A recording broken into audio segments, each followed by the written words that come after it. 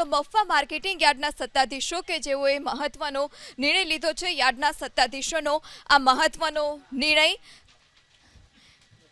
ખેતીવાડી બજાર ઉત્પન્ન સમિતિનો આ મહત્વનો નિર્ણય છે। 2 દિવસ ભાવનગરના મફા માર્કેટ યાર્ડમાં મગફળીની આવક પર પ્રતિબંધ લગાવવામાં આવ્યો। વધુ પડતી આવક અને વરસાદી વાતાવરણને લીધે મગફળીની આવક પર રોક લગાવવાનો યાર્ડના સત્તાધીશોએ નિર્ણય લીધો છે। હાલ મફા માર્કેટ યાર્ડમાં મગફળીની 17,000 બોરીની આવક થઈ છે। બમ્પર આવકને લીધે આજથી જ માર્કેટ યાર્ડમાં મગફળી ઉતારવામાં નહીં આવે, જે અંગે મફા માર્કેટ યાર્ડના સેક્રેટરીએ જિલ્લાના તમામ ખેડૂતોને માહિતી પણ આપી છે। 21 સપ્ટેમ્બરે સાંજે 6 વાગ્યાથી 22 સપ્ટેમ્બર સવારે 9 વાગ્યા સુધી મગફળી ખરીદવામાં આવશે। તો 2 દિવસ મગફળીની આવક પર હાલ અત્યારે પ્રતિબંધ ફરમાવવામાં આવ્યો છે। બમ્પર આવકને લીધે આજથી જ માર્કેટ યાર્ડમાં મગફળી ઉતારવામાં હવે નથી આવી।